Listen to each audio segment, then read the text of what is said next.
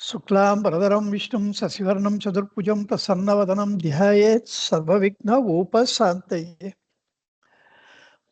பிள்ளையாய் பெற்றவனை பிச்சாண்டியாக்கி எங்கும் பிள்ளையாய் பேழ்வயிறு பெணிநீர் பிள்ளை யான் கண்ணெஞ்சோ மாடத்து பிள்ளையாரே கண்பாரும் பின்வந்தானை பெற்று வெளிவிடயங்களை விட்டு மனம் தன் ஒளி உருவோர்தல் பெற உண்மை உணர்ச்சியா முந்தி பெற மனத்தின் உருவை மறவாது சாவ மனமென ஒன்றிலை உந்தி பெற மார்க்கம் நேரார்க்கும் இது உந்தி பெற எண்ணங்களே மனம் யாவினும் நான் எனும் எண்ணமே மூலமா முந்தி பெற யானா மனமெனல் உந்தி பெற நான் என்றெழுமிடம் ஏதென நாடவுள் நான் தலை சாய்ந்திடும் முந்தி பெற ஞான விசாரமிதுந்தி பெற நான் ஒன்று தானத்து நான் நான் என்றொன்றது தானாக தோன்றுமே உந்தி பெற தானது போன்றமா முந்தி பெற நான் எனும் சொற்பொருளாமது நாடுமே நானற்ற தூக்கத்தும் உந்தி பெற நமதின்மை நீக்கத்தால் உந்தி பெற உடற் பொறி உள்ளம் உயிரிருளெல்லாம் சடம் அசத்தானதால் உந்தி பெற சத்தான நான் அல்ல உந்தி பெற உள்ளது உணர உணர்வு வேறின்மையின் உள்ளது உணர்வாகும் உந்தி பெற உணர்வே நாமாய் உளம் முந்தி பெற உணர்வே நாமாய் உளம் முந்தி பெற இருடிகள் எல்லாம் இறைவன் அடியை வருடி வணங்கினர் உந்தி பெற வாழ்த்து முழங்கினர் உந்தி பெற உற்றார் குருதி உபதேச உந்தியார் சொற்ற குருபரன் உந்தி பெற சுமங்கள வேங்கடன் உந்தி பெற பல்லாண்டு பல்லாண்டு பற்பன்னூறாயிரம் பல்லாண்டு பல்லாண்டு உந்தி பெற பார்மிசை வாழ்கவே உந்தி பெற இசையெடுப்போரும் செவிமடுப்போரும் வசையற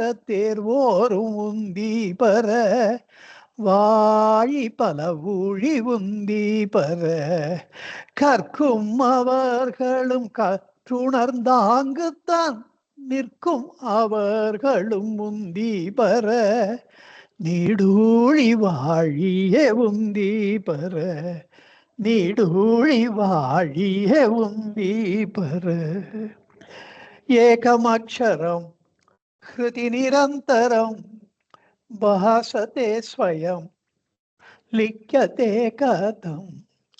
சாட்சாத் சர்வேஸ்வரனாகிய பகவான் ரமண மகர்ஷிகளுக்கு நமஸ்காரம். எந்த லோக மகாகுரு முருகரார் என்னும் தன்னுடைய சத் சிஷியரை, அந்த மகானுபாவரை, அந்த மகாபுருஷரை தனக்கு ஓர் கருவியாக கொண்டு இந்த வேதாந்த ஆன்மீக பயணத்திலே இருக்கின்ற ரகசியங்களை எல்லாம் சாதக நிலையிலும் அது சாத்தியமான நிலையிலும் ஒருங்கே சுமார் 30,000 பாடல்களாக விரித்துரைத்தாரோ அந்த லோக மகாகுருவாம் பகவான் ரமண மகர்ஷிகளுக்கு நமஸ்காரம். அவருடைய பாதார விந்தங்களிலே என்னுடைய ஹிருதயார விந்தத்தை என்றைக்கும் என்றென்றைக்கும் சமர்ப்பிக்கிறேன். உங்கள் அனைவரையும் இந்த உள்ளது 40 சான்றிதழ் படிப்பின் கீழ் 26வது வகுப்பிற்கு அன்போடு வரவேற்கிறேன்.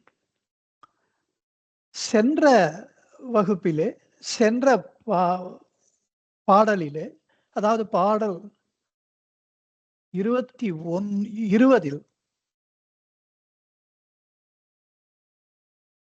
தனை காணுமவன் தான் கடவுள் கண்டானாம் தன் முதலை. தனக்கு முதலாக இருக்கின்ற பரமாத்ம வஸ்துவை தான் முதல் போய், தான் இத்தனை நாள் இதுதான் என்னுடைய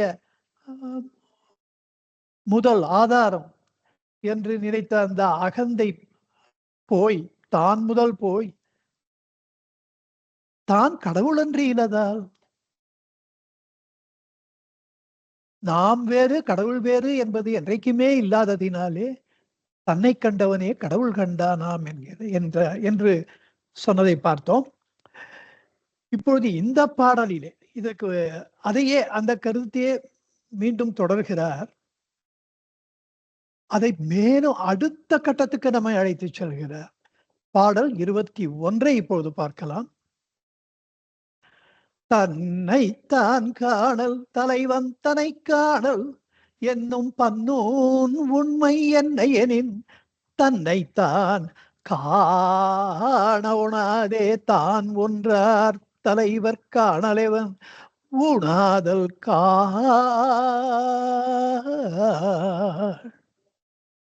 தன்னை, அதாவது என்ன சொல்ல வருகிறார் என்றால், தன்னை காணுமவன் தான் கடவுள் கண்டானாம் என்று நான் மட்டும் சொல்லலப்பா,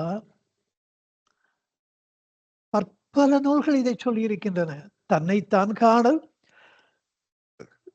தலைவன் தன்னை காணல் என்று பன்னூல் உண்மை. இது ஏதோ நான் தனிவரமாக இருக்கிறேன் என்று நீங்கள் நினைத்துக் கொள்ளாதீர்கள். நான் உண்மையை சொல்ல போனால் என்னை போன்ற ஞானியர்கள் ஒரு பெரும் தோப்பாக இருக்கிறோம் இந்த விஷயத்திலே. தன்னை தான் காணல் தலைவன் தன்னை காணல், அதாவது இறைவனை காணுவது என்பது தன்னை காணுவதுதான் என்கின்ற இந்த பன்னூன் உண்மை இது அப்பா. அதனால் அது என்னைனா ஏன், எதனால், அது என்னை, அது ஏன், அது எதனால, ஏன் அவ்வாறு அந்த நூல்கள் அவ்வாறு சொல்லுகின்றனவென்றால் என்று சொல்லி தன்னைத்தான் காணலவன் என்று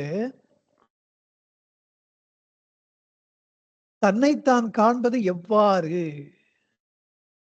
என்று அடுத்த கட்டத்திற்கு அதை எவ்வாறு நாம் பார்க்க முடியும், அதற்கு வழிமுறை என்ன, அது என்ன விஷயம், இதை இந்த பாட்டிலே மேலும் சிறிது விளக்கமாக எடுத்துரைக்கிறார் பகவான். இதிலே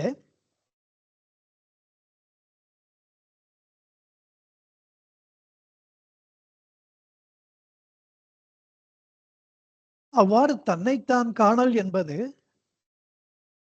தலைவனுக்கு ஊடாதல்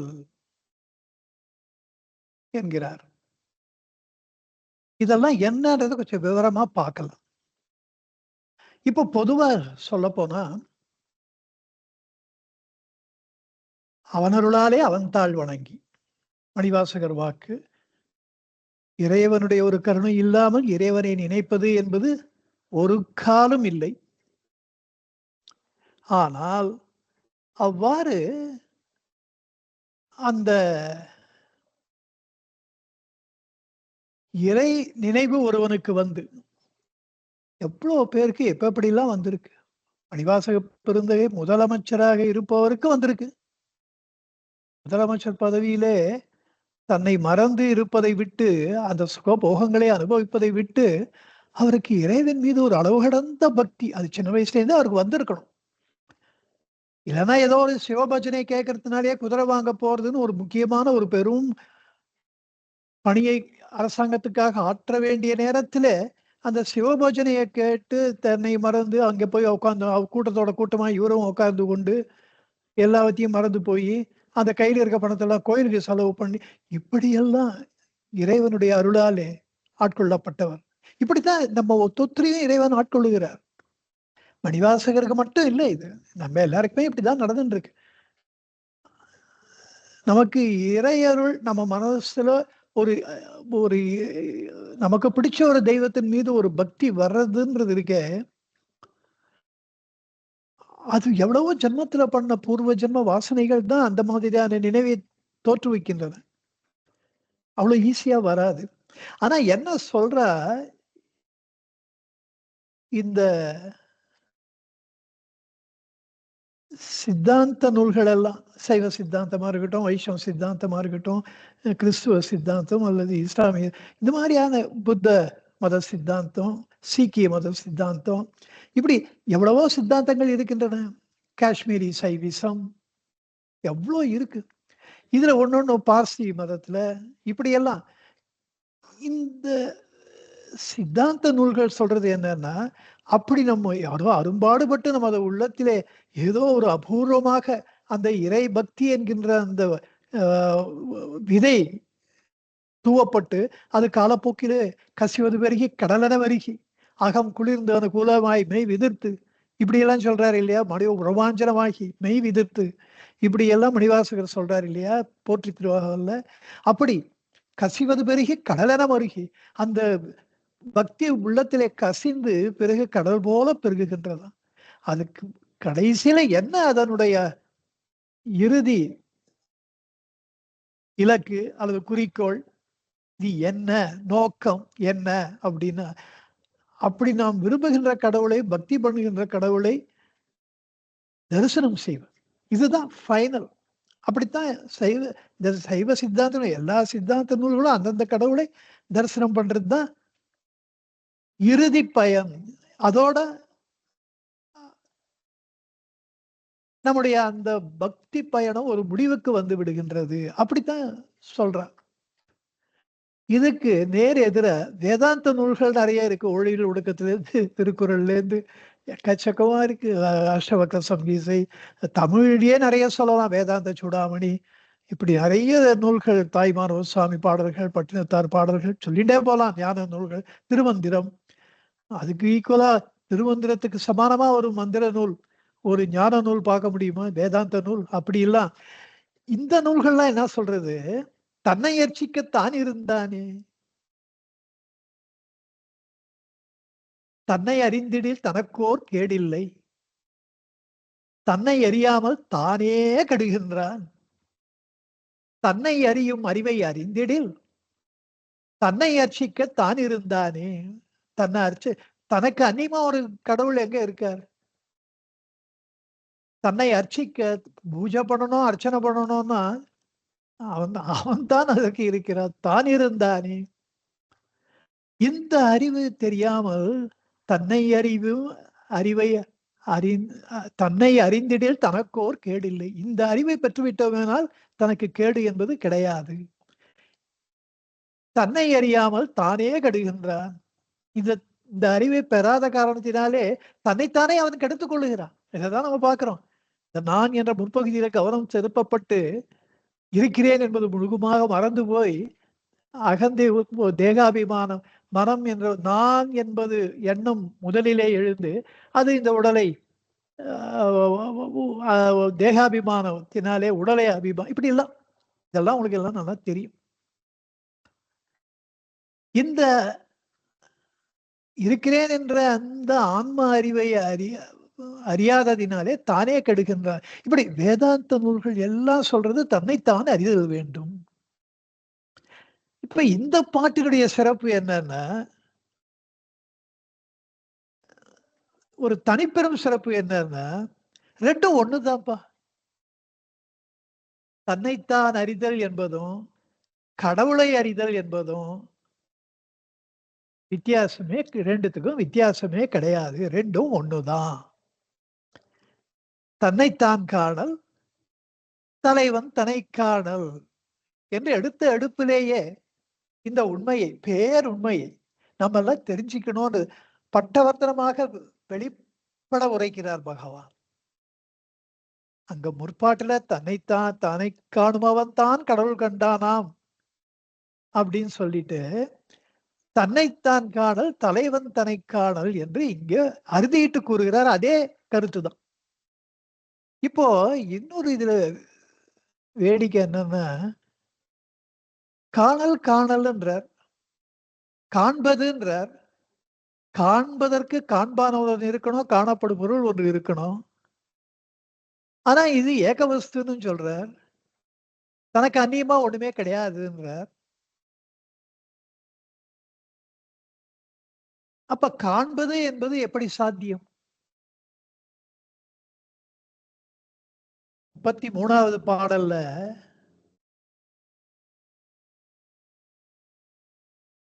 தனை விடயமாக்கருத இருத்தான் உண்டோ ஒன்றாய் அனைவர் அனுபூதி உண்மையால். பெருசா ஆத்ம ஞானம் அடைஞ்சவன் ஞானி கினி எல்லாம் விடு. ஒரு அஜ்ஞானியையே எடுத்துக்கோங்க. அவன் தன்னை ஏகவசுவாத்தானே நினைக்கிறான். ரெண்டு ரெண்டு கூறாக அவன் தன்னை பார்க்கிறான். அவன் ஏகமாகத்தானே ஜீவிக்கிறான். தன்னை விடயமாக்க, விடயம்னா விஷயம், தன்னை ஒரு பொருளாக தனக்கு அந்நியமான ஒரு பொருளாக கருத இருத்தான் உண்டு. ரெண்டு தான் யார்கிட்ட இருக்கு? ஆனால் அறிவுபூர்வமாக இதை ஆராய்ந்து பார்க்கும் பொழுது இன்டலெக்சுவலா தன்னைத்தான் காணல் என்பது அசாத்தியம் என்ற முடிவுக்கு வர வேண்டியதா இருக்கு. ஆனா அப்படி இல்லைன்றார் பகவான். அதாவது அனுபவம் எப்படி இருக்கு? சில சமயம் என்ன தெரியுமா ஆகும்? தியரட்டிக்கலா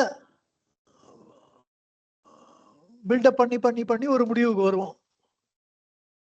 ஆனா பிராக்டிகலா அதை பண்ணி பார்க்கும்போது அது அதுக்கு நேர் எதிர்மாறான முடிவுல போய் நிற்கும். இந்த ஐடி நாலேஜ் இருக்கோ, உடனே இன்டர்நெட்ல போயிட்டு அது பார்க்கின்சன் டிசீஸா இருக்கட்டும், இல்ல எய்ம் இதுவா இருக்கட்டும், கேன்சரா இருக்கட்டும், எந்த ஒண்ணா இருக்கட்டும், அதை பத்திலாம் நல்லா படிச்சவங்களுக்கு நல்லா மூளை அதிகம், நல்லா படிச்சுட்டு நல்ல ஒரு 20, 30 வருஷம் எக்ஸ்பீரியன்ஸ் இருக்க டாக்டரை 1000 கேள்வி கேட்டு துக்கு முக்காட வச்சிருவா. எனக்கு ரொம்ப எக்ஸ்பீரியன்ஸ்டு டாக்டர்ஸ் என்கிட்ட பேசுறதெல்லாம், இவாளை தியரட்டிக்கலா பேசிட்டே இருக்கா, இவாளை எப்படி கன்வின்ஸ் பண்றது? நம்ம அனுபவத்துல சொல்றோம். இதுதான் வித்தியாசம். அனுபவத்துக்கும் தேரியாலேயே போயிட்டே இருக்கிறதுக்கும் வித்தியாசம் இருக்கு. அதுவும் வேணும். ஒரு ஆராய்ச்சின்னு பண்ணும்போது லிட்ரேச்சர் சர்வேன்னு நாங்க சொல்வோம். You must collect all the data about it. But அதுவே ஆராய்ச்சியாகி முடிவாயிடாதே. அதுக்கப்புறம் தானே ஆராய்ச்சியை ஆரம்பிக்கிறது. இதை வந்து ஒரு தீசிஸ் எழுதும்போது aim, scope and objective of this thesis,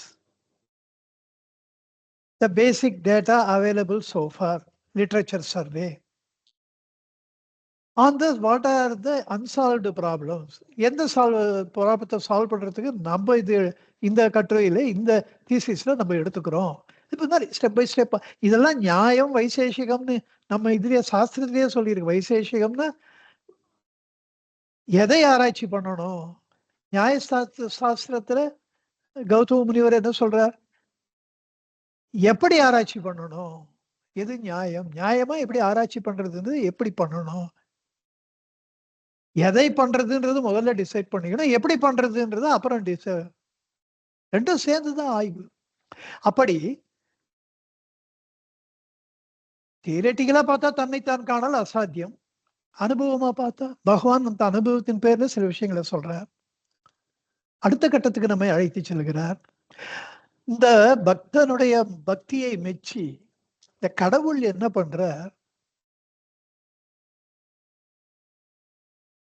அவனுக்கு அவருடைய அனுபவத்தை கொடுக்கிறார். அப்போ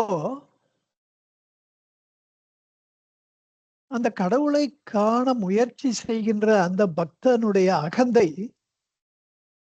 அவர் விரும்புகின்ற கடவுளின் உள்ளே கரைந்து போகின்றது. உதாரணம் சொன்னாதான் புரியும்.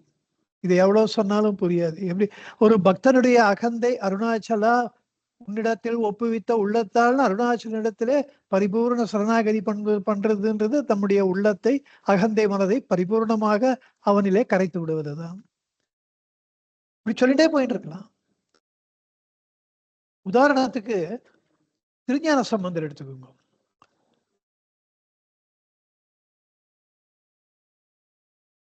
கல்யாணத்தை பண்ணிக்கிறார். பாமா கல்யாணம் பண்ணி வைக்கிறார், அவர் பண்ணிக்கிறார்.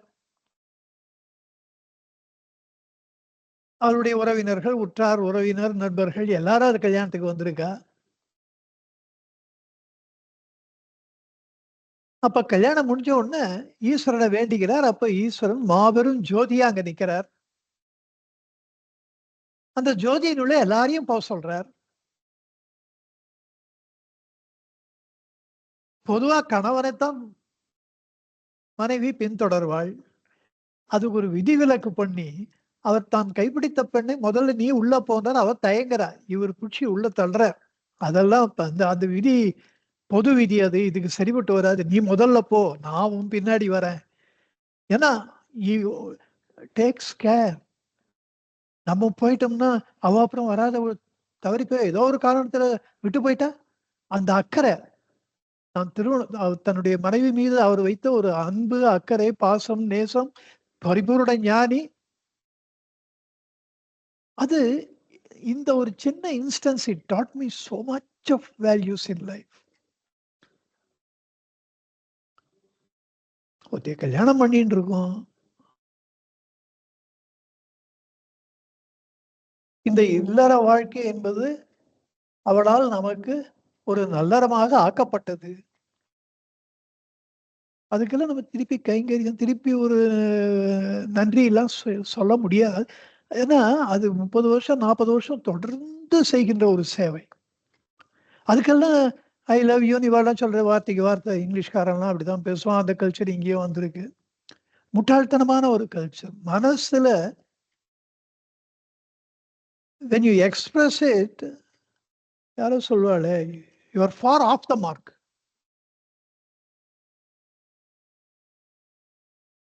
I think it is Mark Aurelius.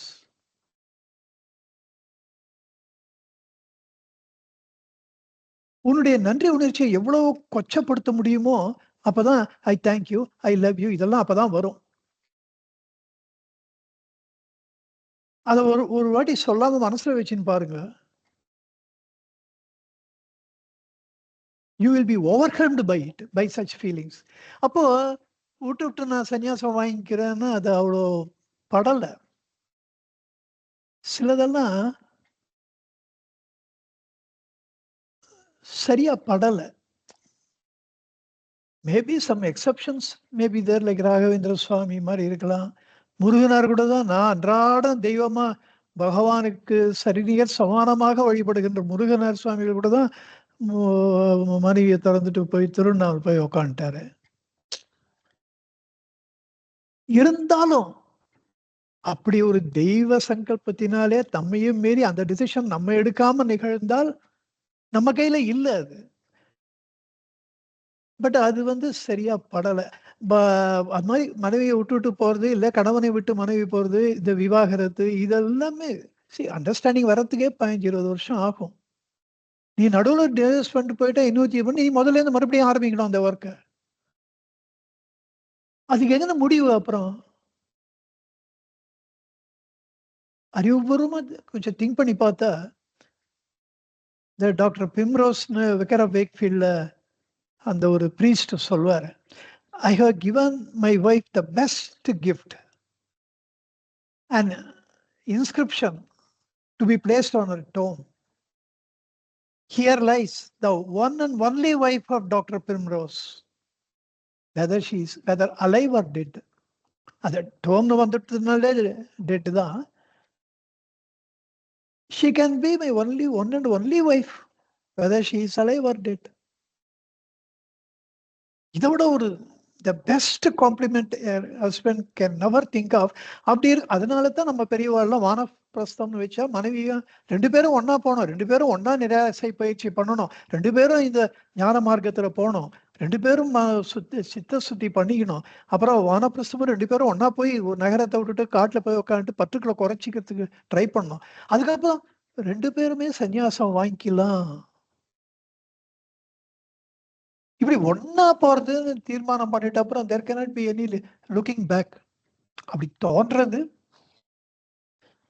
அதனால தான் எதையும் ஸ்ட்ராங்கா சொல்றதுக்கு பயமா இருக்கு. எதுவுமே சரியும் கிடையாது, எதுவுமே தப்பும் கிடையாது. இதெல்லாம் நம்ம நம்ம இஷ்ட தெய்வத்தினால, எனக்குன்னா பகவானால, முருகனாரால, அருணாச்சலேஸ்வரரால டிசைட் பண்ணப்படுகின்ற விஷயங்கள். திருஞான சம்பந்தர் அவ்ளோ பிடிச்சிருக்கு எனக்கு அந்த விஷயத்துல. அவ்ளோ ஆசையா, "நீ முதல்ல போ" அப்படின்னு அவள புஷ் பண்ணிட்டு அப்புறம் உள்ள போனா, எல்லாரும் அந்த ஜோதி மறையறதே எல்லாரும் மறைஞ்சிடுறா. அப்புறம் தான் அந்த பழமொழியே வந்தது, "கூண்டோட கைலாசம்." அப்புறம் கேட்டா, "என்னப்பா அந்த ஆள காணோமே" அப்படின்னா, "தெரியாதா உனக்கு? அவரு அந்த ஞானசம்பந்தர் கல்யாணத்துக்கு போனான் இல்லையா? அப்படியே போனவன் தான். அவ கூண்டோட கைலாசம்." அப்பொழுது இதுதான் தன்னை தன் தான் வழிபடுகின்ற இறைவனுக்கு உணவாக கொடுப்பது. தன்னையே அர்ப்பணிச்சுடுறது. ஞானசம்பந்த மூர்த்தி உடலாலும் தன்னை அர்ப்பணித்தார். அதிலே ஜோதி மணிவாசக பெருமான் ஆகாசத்தை தன் உடலை கரைத்தார். அந்த ஆன்ம ஜோதியில ஆன்ம ஆகாசத்துல தன் உடலை கரைத்தார். பூத உடலும் நமக்கு கிடைக்கல. நெறைய பேரு. இன்னும் என்ன உதாரணம் சொல்லலாம்? பட்டினத்தாருடைய அடிய சீடர் பத்திரகிரியார். அவரு நாய் அவர்கிட்ட ஒண்ணு வளர்ந்தது. அத அவரு ஓட அடிச்சா அது செத்து போயிடுறது. அது அடுத்த பிறவியில காசிராஜன் மகளா பொறக்கறது. அது வந்து கேட்கறது இவர. உங்ககிட்ட நான் வந்துட்டோம் அப்புறமும் எப்படி எனக்கு மறுபிறவி வந்தது? மறுபடியும் ஒரு பிறவி எனக்கு எப்படி வந்திருக்க முடியும்? நான் கைலாசத்துக்குன்னு போயிருக்கணும். நான் எப்படி திருப்பி இந்த பூமிக்கு வந்தேன்? அது எனக்கு தெரியலையேம்மா. ஆ வ வ வ அது அந்த பொண்ணு சொல்லுது, "நான் தான் உங்ககிட்ட நாயா இருந்தேன்" அப்படின்னு. "உங்க திருக்கரங்களினாலே எனக்கு முக்தி கிடைச்சது." முக்தி தானே கிடைச்சிருக்கணும். நீங்க தானே அந்த ஓட அடிச்சு பண்ணீங்க. அப்புறம் எப்படி எனக்கு முக்தி கிடைக்காம போச்சு? சரி எங்க குருநாதர கேட்கலான்ட்டு கிழக்கு வாச கோபுரத்துக்கு வந்து பட்டினத்தார கேட்கிறேன். பட்டினத்தார் எனக்கு இதெல்லாம் ஆச்சரியமா இருக்கு. சரி இந்த திருவிடைமருதூர் ஈஸ்வரனையே கேட்கலாம். அவரையே போய் கேட்கலாம் வாங்கன்ட்டு அவ 2 பேரையும் அவர அழைச்சுன்னு போய் அவர கேட்டா, அந்த பத்திரகிரியாரும், அந்த காசிராஜன் மகளும் 2 பேரும் மறைஞ்சு போயிடுறாங்க அந்த ஜோதியில. இவர் ரொம்ப என்னுடைய சீடருக்கெல்லாம் அருள்பாலித்தீர்கள். நான் என்ன பாவம் பண்ணேன்? அப்படின்னு. அப்பதான் சொல்றேன். நீ திருவெங்காடு போ. அதுக்கப்புறம் அங்கேருந்து நீ வ வ வ க்ஷேத்திரம் க்ஷேத்திரமா போ. எந்த க்ஷேத்திரத்துல உன்ன அடிக்கரும்பு இடிக்கின்றதோ, அப்போ நான் அங்க உனக்கு முக்தி குடுக்குறேன் அப்படின்னு. அப்படித்தான் திருவொற்றியூர்ல வந்து. ஆகவே இவர்கள் எல்லாருமே அப்படித்தான் இறைவனிடத்திலே பரிபூரணமாக ஒன்று கலந்து விட்டார்கள். திருநிலகண்ட குயவனார், ஏன்னா பாணனார் ஒருத்தர் திருநிலகண்டர் பேர்ல இருந்திருக்காரு 63 நாயன்மார்கள். இந்த குயவனார் வென்ற ஐம்புலனின் மிக்கீர். ஐம்புலன்களை அடக்கி ஆண்டவரே, வென்றவரே, அதனாலே மிகச் சிறந்தவரே அப்படின்னு சொல்லி அவ 2 பேரையும் கைலாசத்துக்கு அழைச்சுன்னு போயிடுறாங்க. அழைச்சுன்னு போறது தான் அந்த புராணம் முடியறது. அது இறைவனிடத்திலே ஒன்று கலத்தல் தான். இப்படி இறைவனிடத்திலே ஒன்று கடத்தல் என்கின்ற அந்த ஒரு பெரும் பாக்கியம்.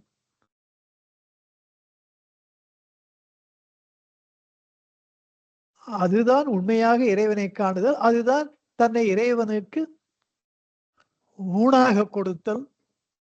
உடல், பொருள், ஆவி, அகந்தை தன்னுடைய இதுதான் தன்னிழப்பு என்று சொல்லப்படுவது. தன்னை இழந்து விடுவது. அவர் பகவானுக்கே அப்படித்தானே ஆச்சு. அந்த தன்னிழப்பு ஏற்படும் பொழுது தானே மரண பயம் வந்தது அவருக்கு. அகந்தை அழியும்போது ஒரு மரண பயம் வருது. ஐயோ! நம்ம செத்து விடுவோமோ! அப்ப இது அப்பா, அம்மா, சித்தப்பா, சித்தி கிட்டலாம் போய் ஏதோ உடம்புக்கு ஏதோ பண்றது. ஒரு செ செ ப செத்து போயிடுவோம் போல இருக்கேன்னு பயமா இருக்கு. அப்படிலாம் சொல்ற விஷயம் இல்ல. இத நேரடியாக பார்த்துடுறது தான் பெட்டர். அப்படி அந்த தைரியமும் அந்த ஆத்ம அவஸ்து தான் அவருக்கு குடுத்தது. அருணாச்சலேஸ்வரர் தான் குடுத்தார். அது நேரடியாக மரணத்தை சந்தித்த பொழுது அந்த தன்னிழப்பு செய்தபோது, அங்கே கை, கால் விரைச்சு போய் நிக்க முடியாம படுத்துன்ட்ட அந்த சிறுவன் வெங்கட்ராமன் மறுபடியும் எழுந்தபோது, he raised up as the eternal spirit. பரமாத்ம வஸ்துவாக எழுந்தார். அப்படி தன்னுடைய இஷ்ட தெய்வத்தினிடத்திலே தேவதைக்கு தன்னை பரிபூரணமாக தன்னை இழந்து விடுவது. அதுதான் உணவாதல். அதுதான் தன்னிழப்பு. அதைத்தான் சொல்லப்போனா, இவ்வாறு ஒரு கடவுள் காட்சி ஏற்பட்டு அதிலே பக்தி வந்து அந்த இறைவனிடத்தை தன்னை பரிபூரணமாக அதிலே ஒன்று கலந்து விடுவது. இவர்கள் நினைச்சுக்கிறா அவ கைலாசத்துல போய் இருக்கான்னு. உண்மையில அவர்கள் எல்லாரும் ஆன்ம லோகத்துல தான் இருக்கா.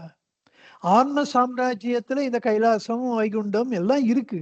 எல்லாமே ஆன்ம சாம்ராஜ்யம் தான். இந்தியால டெல்லி, பாம்பே, கல்கட்டான்னு சொல்ல முடியும்.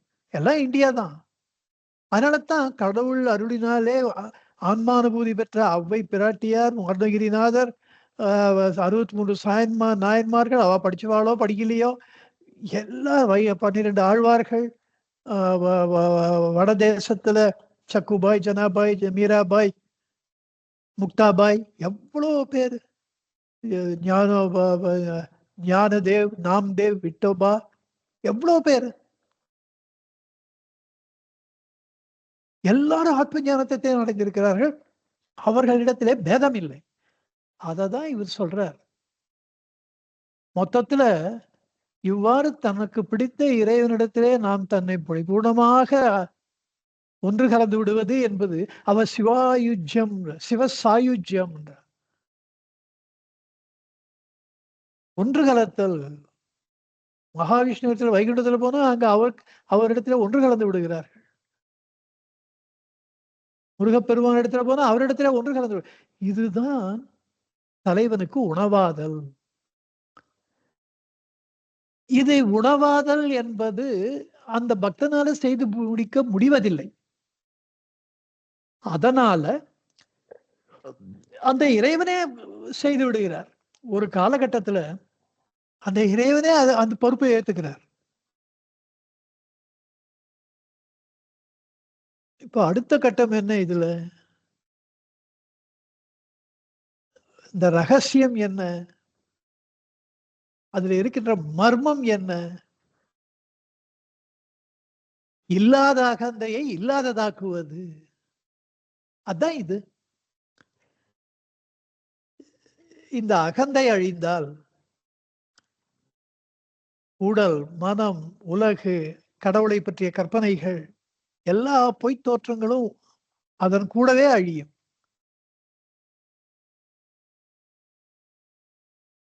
நிழல்னு தெரிஞ்சுட்டா அது அழிந்ததுக்கு சமானம் தானே.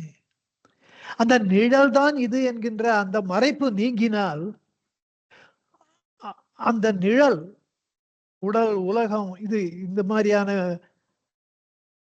உலகு, உயிர், இறை, இந்த அகந்தை இதெல்லாம் ஆன்மாவை மூடிக்கொண்டிருக்கின்றன. இது இது இதை அழித்த பிறகு இந்த மறைப்பு நீங்கியவுடன் அந்த நிழல் போயிடுத்துன்னா உச்சி வெயில்ல எங்க நிழல் இருக்கும்? அப்போ உச்சி வெயில் சூரியனை போல ஆன்மா பிரகாசிக்கின்றது. எந்த விதமான மறைப்பும் தடையும் இன்றி பிரகாசிக்கின்றது. இவ்வளோ விஷயத்த சுருக்கமா சொல்றார் 12 வரிகள்ல. தன்னைத்தான் காணலவன். தன்னைத்தானே பார்த்துக் கொள்வது என்பது என்னவென்றால், தான் ஒன்றால் நாம் ஏகவஸ்துவாக இருப்பது பரம சத்தியமான உண்மை. அதனால் காண ஒணாதே. அப்படி பார்க்கறதுன்றது இல்ல. தலைவர் காணலவன். தான் விரும்புகின்ற தன்னுடைய தலைவனை, கடவுளை அப்பொழுது பார்ப்பது என்பது முடியுமா? முடியாதா? முடியாது. தனக்கு அந்நியமாக ஒன்று வைத்து முடியாதுன்றதே கிடையாது. தன்னைத்தான் காணல் சாத்தியம். அது எப்படி என்றால் ஊனாதல் காண் என்கிறார். இனி அடுத்த பாடலிலே இந்த ஊனாதல் என்பதை மேலும் விரித்துரைக்கிறார். பாடல் 22. மதிக்கு ஒளி தந்த மதிக்குள் ஒளிரும் மதியினை உள்ளே மடக்கி பதியில் பதித்திடுதலன்றி பதியை மதியால் மதித்திடுதல் எங்கண் மதி.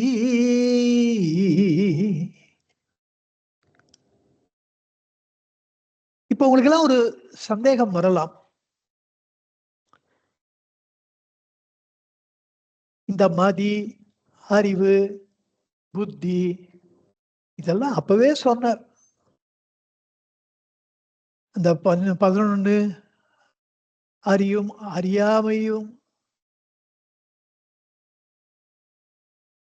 அறியாமை அன்றே அறிவு என்றாம். அப்படி ஆரம்பிச்சு அறிவை பத்தி சொல்றார். அறியுமது உண்மை அறிவாகாது 12வது பாடல். அறியும் தன்னை அன்றி அயலை அறிவது அறியாமை அன்றே அறிவோ 11வது பாடல்.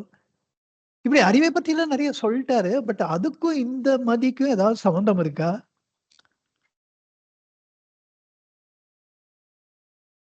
ஒண்ணே ஒண்ணு இருக்கு. இந்த மனதினால் அறியுமது உண்மை அறிவாகாது. ஏன்னா அறிவது என்பது மனதினுடைய எல்லைக்கு உட்பட்டது. ஆனால் இந்த பரமாத்ம வஸ்து என்பது எல்லையற்றது.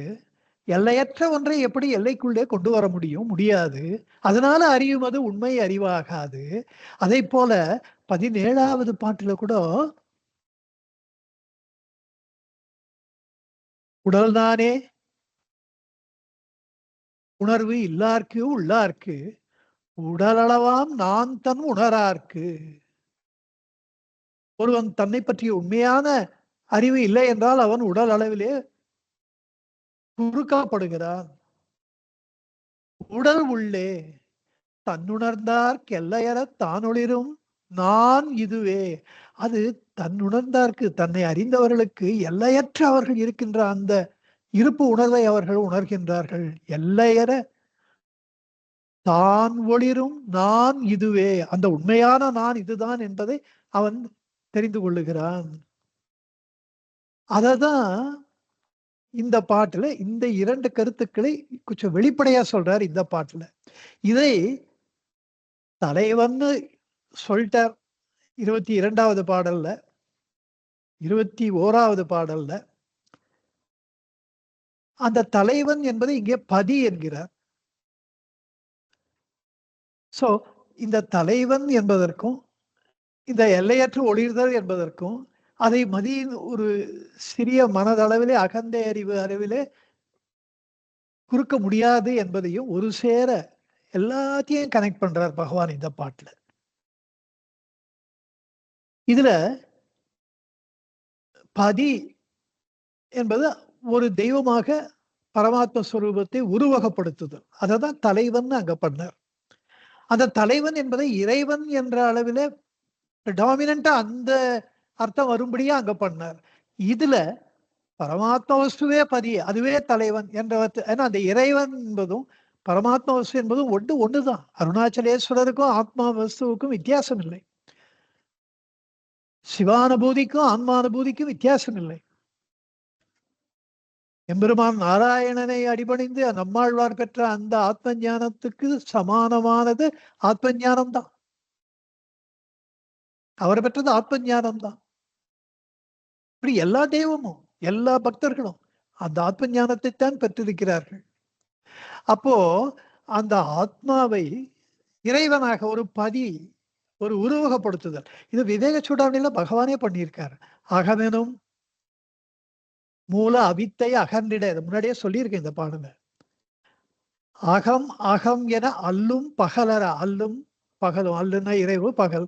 இரவு பகலற்று எப்பொழுதும் அதே நினைவாக தன்னுடைய சொந்த சுபாவத்திலே அகமெனும் ஆத்ம தேவன் பதத்தினில் அகம் அகம் என்று ஜொலிக்கின்ற தான் தான் என்று தழைக்கின்ற அந்த ஆத்ம தேவன் அங்க உருவகப்படுத்துகிறார். அவருடைய பதத்தினில் அவர் அந்த ஆத்ம தேவனுடைய திருவடிகளில் சரணாரவிந்தங்களில் அகம் மகிழ்வாக அனிசம் ரமிக்கவே. இந்த அகம், இந்த பரமாத்மா வஸ்து மகிழ்வாக எப்போதும் சந்தோஷித்து மகிழ்ச்சியாக பேர் இன்பத்திலே மூழ்கி அனிசம் ரமிக்கவே. எப்பொழுதும் இது ரமித்தவாறு இந்த பரமாத்ம வஸ்து இருந்ததை இருந்தபடி இருந்து காட்டி பேரின்பத்திலே மூழ்கி கிடக்கின்றது. இது ஆத்ம தேவன்னு தாய்மானவர்லாம் இறைவனை சிவபெருமானையே உருவப்படுத்துறாரு இல்லையா? சிவபெருமானாக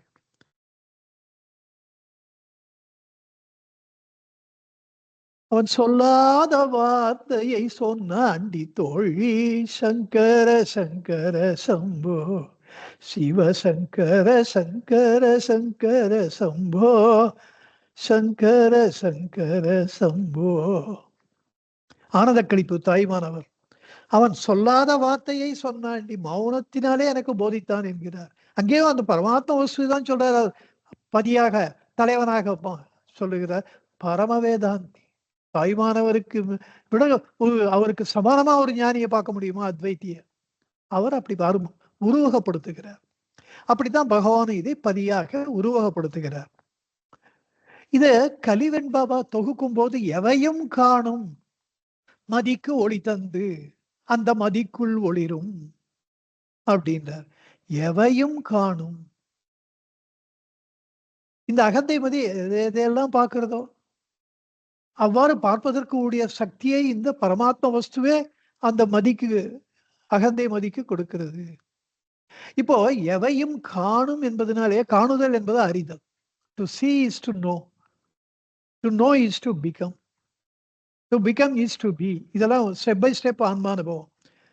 காணுதல் என்பது அறிதல் தான். அவ்வாறு அறிகின்ற போது அந்த மனமே புத்தி என்கின்ற ரூபத்தை எடுத்துக்கொள்கின்றது.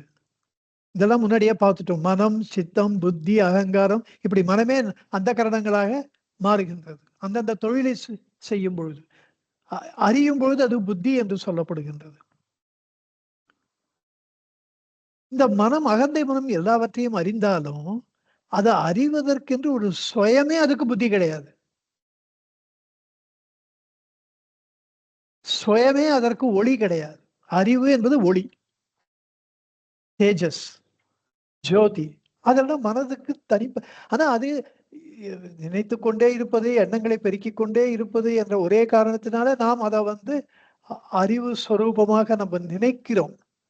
அது உண்மை அல்ல. இதெல்லாம் முன்னாடியே நம்ம பார்த்துட்டோம். மனம் is a thought producing machine.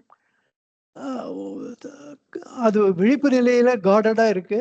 ஆனா தூக்கத்துல அதுக்கு அந்த காடடா இல்ல. அது அது தன்னை பற்றிய ஒரு ஒரு லூஸ். சில பேர் பொய் சொல்றோம் விழிப்பு நிலையில கரெக்டா கோத்து கோத்து இவ்வளவு நாள் எவ்வளவு பொய் சொன்னமோ அவளுக்கு தகுந்த மாதிரி பேசிடுவா. அதுக்கு தான் narcotic test. The mind will lose control over its thinking. அப்போ உண்மை வெளில வந்துடும். அப்படித்தான் தூக்கத்துல அது உண்மை வெளில வருது. அது ஒரு கனவை உண்டாக்குறது. அது துர்ஸ்வப்பனமா மாறும்பொழுது when it becomes a nightmare, அதை தடுக்க முடியல. அதால அது மேலும் மேலும் அது பயங்கரமாக்கி விட்டுருது. அது பாட்டு அந்த டைரக்ஷன்லயே தாட்ஸை ப்ரொடியூஸ் பண்ணிடுறது. இதெல்லாம் முன்னாடியே நம்ம பார்த்துட்டோம். இது அதனால அந்த மனம் என்பது ஜடம். இதை நம்ம ஐ திங்க் 7வது பாடல்ல இதை நம்ம சொல்லியிருக்கோம். மனம் என்பது முழுக்க முழுக்க ஒரு ஜடமானது. அது செயல்படுவதற்குரிய எல்லா விதமான சக்தியையும் ஆன்மாவிடமிருந்தே அது பெறுகின்றது. சந்திரன் எப்படி ஒளியை சூரியனிலிருந்து வாங்கி கொண்ட இரவிலே அதற்கெனவோ சொந்தமா ஒளி இருப்பதை போல பிரகாசிக்கின்றதோ, அதே போல மனம் ஆத்மாவிலிருந்து ஒளியை வாங்கி கொண்டு பிரகாசிக்கின்றது. அது உண்மை இருப்பற்றதால் அதை இப்படி பாருங்க. இந்த மனம் என்பது இல்லாத ஒன்று நம்ம சொன்னோம். அதான் நிறைய பார்த்திருக்கோம். அது பாம்பு மாதிரி, பாம்பு தோற்றம் மாதிரி இல்லாத ஒன்று. அப்ப இல்லாத ஒன்ற நம்ம எப்படி ஜடம் இல்ல உயிர் இருக்கு, இது சுயமா ஒளி இருக்கு, அறிவு இருக்கு, இதெல்லாம் சொல்ல வேண்டிய அவசியமே இல்லையே. நீங்களே நினைச்சு பாருங்க. அப்ப ஏன் இதை சொல்ல வேண்டிய அவசியம் ஏன் ஏற்படுகின்றது? இல்லாத உடலை, உண்மை இருப்பற்ற உடலை, உண்மை இருப்பற்ற இந்த உலகத்தை, இந்த உண்மை இருப்பற்ற மனதை ஜடம்னு நம்ம சொல்ல வேண்டிய அவசியம் என்ன இருக்கு? அதான் நிஜம். எதை இருந்தா இது ஜடம், இது இல்ல ஏதாவது சொல்லலாம். அது அவசியம் இல்லையே. இருந்தாலும் பாம்பு தோற்றம் இருக்கின்ற வரையிலே அது நமக்கு உண்மையா இருக்கு. அப்போ அது நிழல், அது கயிறு தான் உண்மை. இந்த பாம்புக்கு உண்மையான இருப்பு உணர்வு கிடையாது. இதெல்லாம் நமக்கு தெரியறது இல்ல. இப்ப நம்ம அஞ்ஞானத்துல இருக்கின்ற வரையிலே நம்மளும் இந்த மனதை பார்த்து, அகந்தை மனதை பார்த்து இதுக்கு ஜடம்னு சொல்ல வேண்டி இருக்கு. இதையும் பகவான் நமக்கு உணர்த்துகின்றார். இந்த ஒரு கிளாரிட்டி இதுல அவர் கொடுக்கிறார்.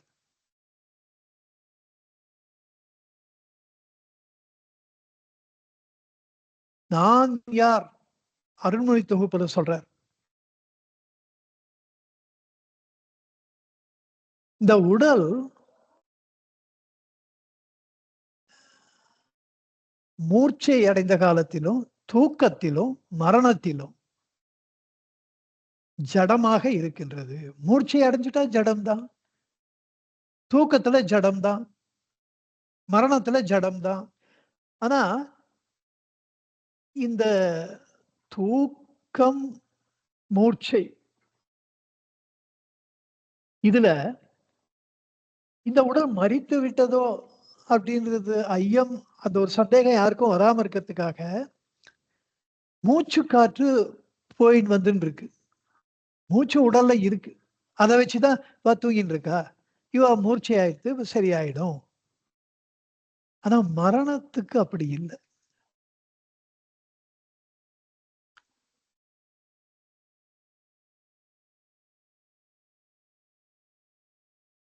இந்த 3 காலங்களில் 3 நேரங்களிலும் இந்த உடல் என்பது ஜடம் என்பது வெளிப்படையா தெரியறது.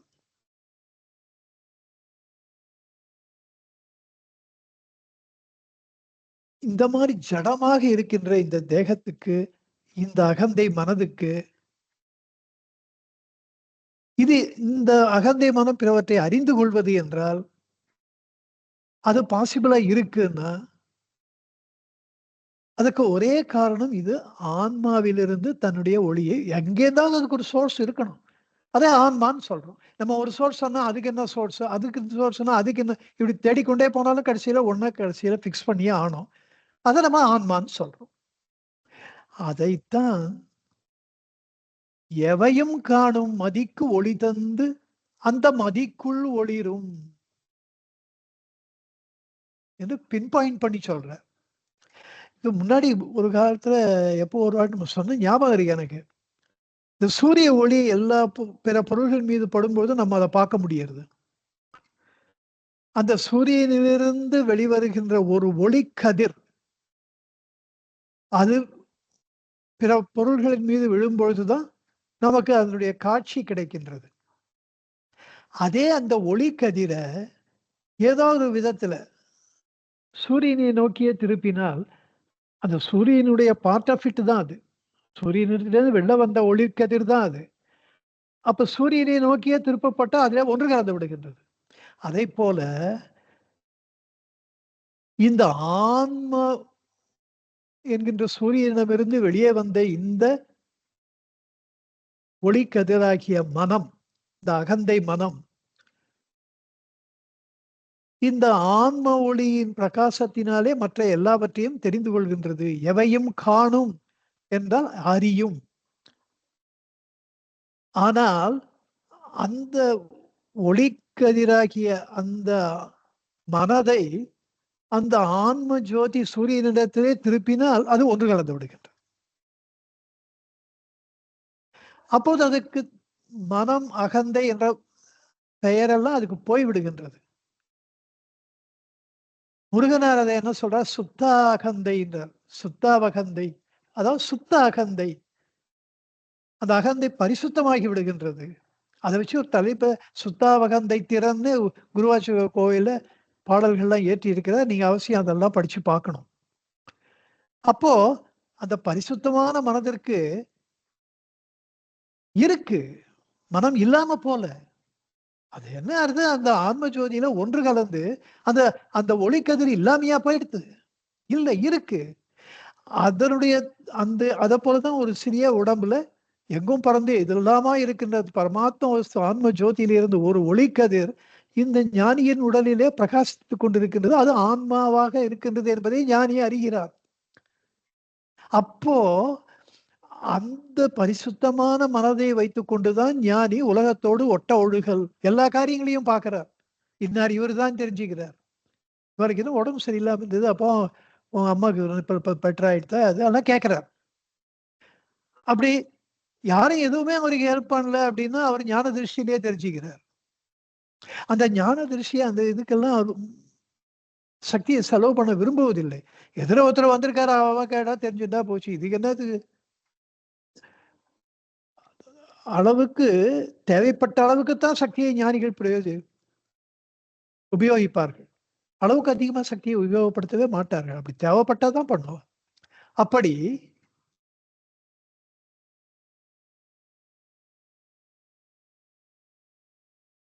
இந்த மனதை வைத்துக்கொண்டு ஞானியாக இருக்கட்டும், அஞ்ஞானியாக இருக்கட்டும், இந்த மனதை வைத்துக்கொண்டு தான் உலக விவகாரங்களை ஆற்றுகின்றார்கள். இப்ப என்ன செய்யணும்ன்றத அடுத்த வரியில சொல்றார். இப்பொழுது அந்த சதா பகிர்முகப்பட்டு கொண்டிருக்கின்ற இந்த நம்ம என்ன பண்ணணும்? பகிர்முகப்பட்டு கொண்டிருக்கின்ற மனதை தடுத்து, ஐம்புலன்களின் மூலமாக அந்த ஆத்ம சக்தி வெளியே சென்று விரயமாவதை நிறுத்தி, அந்த கவனத்தை ஆன்மாவை நோக்கி அகமுகப்படுத்த வேண்டும். இதத்தான் அடுத்த வரியில மதியினை உள்ளே மடக்கி என்கிறார். எதை செய்யணும்? இப்ப இதெல்லாம் நம்ம தெரிஞ்சுக்கிறோம். இந்த உடல் ஒரு ஜடம், மனம் ஒரு ஜடம். ஜடமாக இருக்கின்ற உடல், மனம் இவை இரண்டையும் ஜடமாக வைத்து, ஜடமாகிய மனதை நம்பி வாழ்க்கையை நடத்தாமல், இந்த மனதினுடைய இயல்பு வெளியே போய்க்கொண்டே இருப்பது என்பதை தெரிந்து கொண்டு அதை உடனே மடக்கி, மறித்து, உள்ளே அகமுகப்படுத்தி, இது இப்படித்தானே பண்ணியாகணும். Logical next step. அதனால தான் அடுத்த வரியிலேயே மதிக்கு ஒளி தந்தோம் மதிக்குள் ஒளிரும் அம்மதியினை உள்ளே மடக்கி அந்த மதியை நாம் அகமுகப்படுத்த வேண்டும். அப்படி பண்ணா அளவிறந்து எண்ணங்களாக விரிந்து கொண்டே போகின்றதுனாலே பலகீனப்பட்டு விடாமல் நம்ம சக்தி அது. ஏதோ ஆத்ம சக்தி எங்கேயோ இருக்கின்ற சக்தி அல்ல. நம்முடைய சக்தி விரயமாகி கொண்டிருக்கின்றது அளவு கடந்த எண்ணங்களை மேல மேல மேல மேல எண்ணிக்கொண்டே இருப்பதினாலே. அதனால ஞான வைராக்கியத்தினாலே அதை தடுத்து நிறுத்தி அகமுகப்படுத்தினால் ஏகாகிரகத்தன்மை எய்தப்படும். ஆனா அது மட்டும் போராது. மனதை வெளியே போகாமல் தடுத்து நிறுத்தினால் அந்த சக்தி விரயமாவது தடுக்கப்படும். ஆனா அந்த சக்தியை இது வந்து பாசிவ். ஆனா அதை பாசிட்டிவா ஆக்டிவா அந்த சக்தியை பிரயோஜனப்படுத்த வேண்டும் என்றால் அகமுகப்படுத்த வேண்டும். இது வந்து ஒரு சூரிய ஒளி கதிர சூரிய நோக்கிய திருப்புறா மாதிரிதான். அதனாலதான் அந்த தீப தரிசன தத்துவத்துல பகவான் சொல்றார், இத்தனவே நானாம் அனுமதியை நீத்து, இந்த உடல் தான் நான், இது ஜடம் என்பதை ஜடமாக்கி, இந்த உடல் நான் என்கின்ற அந்த தவறான புத்தியை நீக்கி, இத்தனவே நானாம் அனுமதியை நீத்து, அப்படிப்பட்ட புத்தியை விலக்கி, அப்புத்தி இதயத்தே பொருந்திய நோக்கால் அவ்வாறு மடக்கி வெளியே போகாமல் தடுக்கப்பட்ட அந்த மதியை இதயத்தே பொருத்தி அகமுகப்படுத்தி இதயத்திலே சென்று அகநோக்கால் அத்துவிதமாம் அகச்சுடர்கை காண்கை. அத்துவிதமாக ஜொலிக்கின்ற அந்த அகச்சுடர் ஆன்ம ஜோதியை காண்பது, இதுதான் வாழ்க்கையிலே நாம் செய்ய வேண்டிய விஷயம் என்று சொல்லுகிறார். அதாவது இந்த உடல் என்கின்ற தேகாபிமானத்தை திறந்தால் மட்டும் போதும். தேகாபிமானத்தினால தானே இந்த அகந்தியா உருவாகின்றது. அது உடலை பற்றி கொள்கின்றது. அந்த உடல் நான் என்று நினைத்துக் கொள்கின்றது. நான் இருக்கிறேன் என்ற முழு உணர்விலே நான் என்கின்றதிலே கவனம் முழுவதுமாக திருப்பப்பட்டு, அதனால அந்த எண்ணம் உருவாகி, அந்த தேகாபிமானத்தினாலே அகந்தை உருவாகி, இப்படித்தானே ஒன் பை ஒன் கோத்து கோத்து போறது.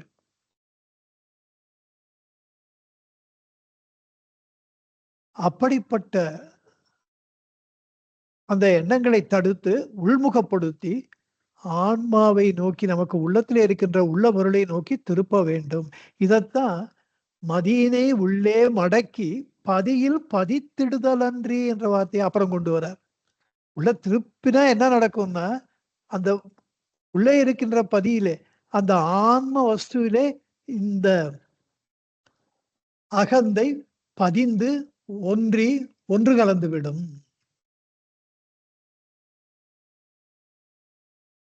இந்த தலைவனாகிய பதியாகிய ஆன்மா எல்லையற்றது.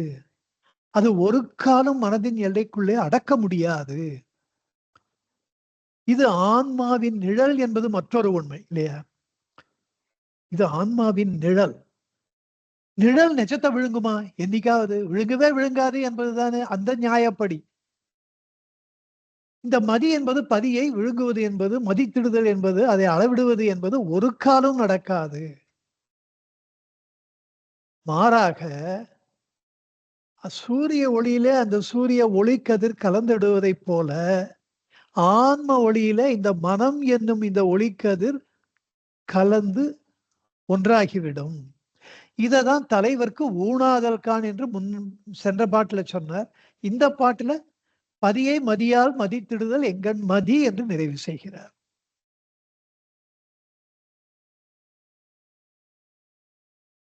இப்படி ஒண்ணுக்கொண்ணு எவ்வளவு கோத்து சொல்றார் பாருங்க.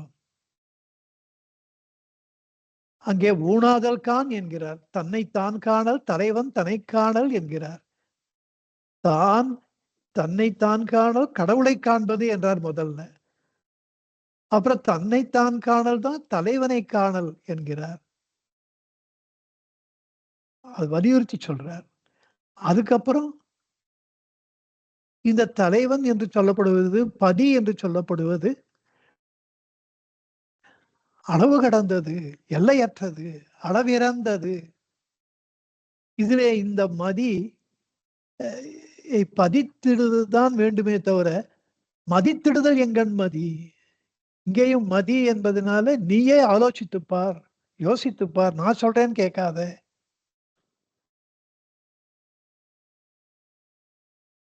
பதியில் பதித்திடுதல் அன்றி பதியை மதியால் மதித்திடுதல் எங்கண். எவ்வாறு இது சாத்தியமாகும்? நடக்கவே நடக்காது. மதி இதை ஆலோசித்துப்பார் என்று சொல்லி அடுத்த பாட்டிலே இந்த தேகம் என்பது ஜடம் என்ற அந்த விஷயத்துக்கு கொஞ்சம் எக்ஸ்பேண்ட் பண்றார். அதாவது நான் என்று இத்தேகம் நவிலாது. தேகம் ஒரு ஜடம், அது என்னைக்காவது நான் சொல்லுமா என்று அடுத்த பாட்டிலே இப்போது இவ்வளவு நேரம் சொன்ன கருத்துக்களை எல்லாம் மேலும் விரித்துரைத்து நம்மை அடுத்த கட்டத்துக்கு கொண்டு செல்கிறார். இதை அடுத்த வகுப்பிலே பார்ப்போம். இந்த 3 பாடல்களையும் இந்த பாடல்கள் ஒன்னொன்னுத்துக்கும் ஒரு கருத்து தொடர்பு இருக்கின்றது. இந்த கருத்து தொடர்பை இந்த பாடல்களை எல்லாம் முடித்துவிட்டு 23 இந்த நான் என்று இத்தேகம் இயலாது. அடுத்த பாட்டுல ஜடவுடல் நான் என்ன சடவுடல் தமிழ்ல இதுல ஜடவுடல்னு சொன்னாலும் ஓகே. தமிழ்ல தூய தமிழ்ல தான் அது அவர் பாட்டு அப்படித்தான் எழுதியிருக்கார், அப்படித்தான் படிப்பேன்னாலும் ஓகே. சடவுடல் நான் என்னாது அப்படின்னு இந்த உடலை பத்தி மறுபடியும் சொல்றார். உருப்பற்றி உண்டாம் உருப்பற்றி நிற்கும்னு மறுபடியும் அந்த அகந்தைக்கு போறார். உடலை பத்தி சொல்லி அதை எக்ஸ்பேண்ட் பண்ணிட்டு பண்றார். இது எல்லாத்தையும் ஒன்னா வச்சு கடைசியா பார்க்கலாம். முதல்ல தனித்தனியா இந்த பாடல்களை பார்த்து விடலாம் என்று சொல்லி அடுத்த வகுப்புக்கு இதையெல்லாம் ஒரு சேர ஒன்றாக கேட்கும் பொழுதுதான் இதனுடைய தாற்பயம் முழுமையாக புரியும் என்பதனாலே அவசியம் அடுத்த வகுப்புக்கு நீங்கள் வர வேண்டும் என்று கேட்டுக்கொண்டு இந்த வகுப்பை இந்த அளவிலே நிறைவு செய்கிறேன். நன்றி, நமஸ்காரம். நமோ ரமணாய நமோ ரமணாய நமோ ரமணாய நமோ நமோ நமோ ரமணாய நமோ ரமணாய நமோ ரமணாய நமோ நமோ. சர்வே ஜனா சுகினோ பவந்து, லோகா சமஸ்தா சுகினோ பவந்து, சர்வசன் மங்களானி பவந்து. ஓம் சாந்தி சாந்தி சாந்தி. ஹரி ஓம் தத்சத், ஹரி ஓம் தத்சத், ஹரி ஓம் தத்சத்.